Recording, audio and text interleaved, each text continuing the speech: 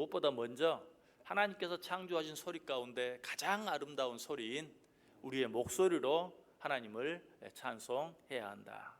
뿐만 아니라 온갖 소리나는 악기들을 가지고 하나님을 찬양해야 한다. 그렇게만 하면 되는가? 한 걸음 더 나아가서 우리의 온 몸으로 박수하며 춤을 추며 하나님을 찬송할 수 있어야 된다라고 말씀드렸어요. 자, 오늘은 우리가 하나님을 찬양하되 하나님의 무엇을 찬양해야 할 것인가 하는 것에 대해 생각해 보려고 해요. 하나님을 찬양해야 할 이유는 너무 많죠. 그런데 그 가운데서도 특별한 이유, 하나님을 찬양해야 할 특별한 이유 한 가지가 있어요. 오늘 본문에 그것이 나타나 있어요. 9절 다시 보세요. 그가 땅을 심판하러 임하실 것이미로다. 그가 의로 세계를 판단하시며 공평으로 그의 백성을 심판하시리로다. 우리가 하나님을 찬양해야 할 특별한 이유가 무엇인가? 하나님은 세상을 공평하게 판단하시고 그의 백성을 공평하게 심판하실 것이라는 사실, 우리 하나님은 공평하신 하나님이시라는 사실, 이 사실을 찬양해야 한다. 우리 하나님은 공평하신 분이에요. 시편 67편 4절에 말해요. 온 백성은 기쁘고 즐겁게 노래할지니 주는 민족들을 공평히 심판하시며 땅 위의 나라들을 다스리실 것임이니이다. 너희는 기쁘고 즐겁게 주님을 찬양하라, 노래하라. 왜? 그는 공평하신 분이시기 때문에 라고 분명하게 말씀해 주고 있어요.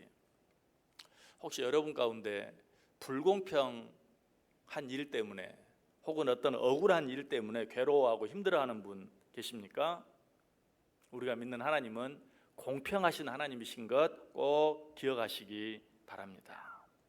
시편 54편에 보면 다윗이 사울을 피해서 시팡무지 숲을 속에 숨어 있었어요.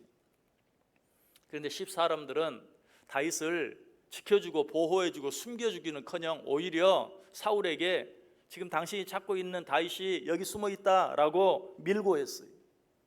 그 말을 들은 사울이 수많은 사람들을 데리고 와서 다윗이 숨어 있는 시팡무지를 에워싸는, 그래서 다윗이 그야말로 사면초가, 진퇴양난, 진퇴유고 그런 어려움 가운데 처하게 되는 것을 보게 돼요. 그런데 다윗이 이때 어떻게 한 줄 아세요? 너무 억울하잖아요. 그럼에도 불구하고 모든 판단을 하나님께 맡기는 기도를 드리는 것을 보게 돼요. 시편 54편 1절이 이렇게 시작되고 있어요. 하나님이여 주의 이름으로 나를 구원하시고 주의 힘으로 나를 변호하소서. 이 주의 힘으로 나를 변호하소서라는 말이 개역 한글 성경에는 주의 힘으로 나를 판단하소서. 결국 같은 말이죠. 여러분이 만약에 여러분의 어떤 억울한 일을 위해서 변호사를 세운다면 누구를 세우겠어요? 공평하게 판단해 줄 수 있는 사람, 그렇죠? 정확하게 판단해 줄 수 있는 사람을 여러분의 변호사로 세울 것이 마찬가지. 지금 다윗이 그렇게 하고 있어요. 주여 주의 힘으로 나를 공평하게 판단해 주소서라고 하나님께 기도하고 있어요. 이런 태도는 굉장히 중요해요. 왜? 먼저 나를 판단할 때, 지금 다윗은 억울한 일을 당하면서도 저 사람들을 판단해 주소서라고 하지 않아요. 나를 판단해 주소서. 왜 이것이 중요한가? 나를 먼저 판단할 때 다른 사람을 판단하지 않을 수 있어요. 성경에 있는 표현을 빌리면 내 눈 안에 있는 티를 먼저 볼 줄 아는 사람이 다른 사람의 티를 보지 않을 수 있는 것이, 다윗이 그랬어요. 그래서 그는 하나님께 기도하면서도, 억울한 일 중에 하나님께 기도하면서도 주여 나를 판단해 주소서, 나를 먼저 판단해 주소서. 그리고 나서 어떻게 기도합니까? 주께서는 내 원수에게 악으로 갚으시리니 주의 성실하심으로 그들을 멸하소서. 나를 먼저 판단하시고 그리고 다른 사람을 판단해 주소서.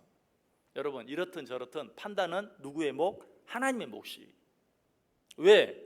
하나님만이 공평하시기 때문에. 판단은 우리의 몫이 아니. 시편 45편 6절에 분명히 말합니다. 하나님이여 주의 보좌는 영원하며 주의 나라의 규는 공평한 규이니이다. 누가 우리를 판단할 수 있어요? 오직 하나님만이 우리를 판단할 수 있어요. 우리가 특별히 다른 사람을 판단하는 일을 조심할 수 있어야 돼. 왜? 우리는 올바로 판단할 수 있는 능력이 우리에게 없어요. 오직 하나님만이 모든 것을 공평하게 판단할 수 있어요. 그래서 하나님께서는 다른 사람을 판단하기를 좋아하는 사람들을 향해 뭐라고 말합니까? 로마서 2장 1절에 그러므로 남을 판단하는 사람아 누구를 막론하고 내가 핑계하지 못할 것은 남을 판단하는 것으로 내가 너를 정죄함이니 판단하는 내가 같은 일을 행함이니라. 네가 다른 사람보다 나은 게 무엇이냐? 네가 왜 남을 판단하느냐? 로마서 14장 4절도 남의 하인을 비판하는 너는 누구냐? 그가 서 있는 것이나 넘어지는 것이 자기 주인에게 있음에 그가 세움을 받으리니 이는 그를 세우시는 권능이 주께 있음이니라.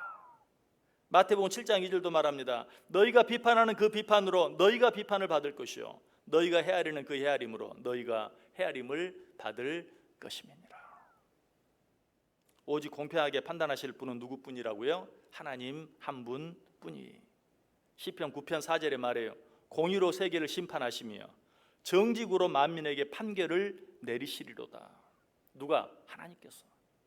시편 119편 137절도 여호와여 주는 의로우시고 주의 판단은 옳으니이다.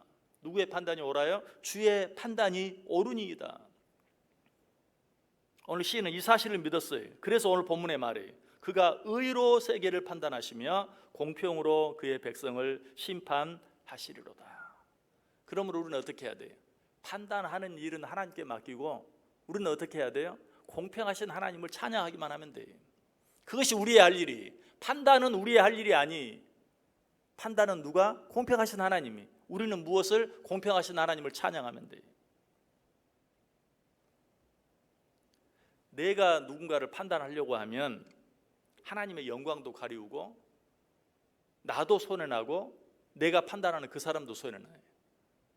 그러나 판단을 하나님께 맡기면 그리고 나는 공평하신 하나님을 찬양하면 하나님은 영광을 받으시고 다른 사람에게도 유익이 되고 나에게는 무엇이 돼요? 은혜가 되고 축복이 돼요. 얼마나 좋습니까? 내가 왜 남을 판단함으로 말미암아 하나님의 영광 가리우고 그 사람에게도 손해나고 나도 손해나고 왜 그런 일을 행합니까? 판단을 하나님께 맡기고 나는 어떻게 한다고요? 공평하신 하나님을 찬양해요. 그렇게 하면 하나님께 영광이 되고 내가 판단할 바는 그 사람에게도 유익이 되고 나에게는 뭐가 된다고요? 은혜가 되고 축복이 되고.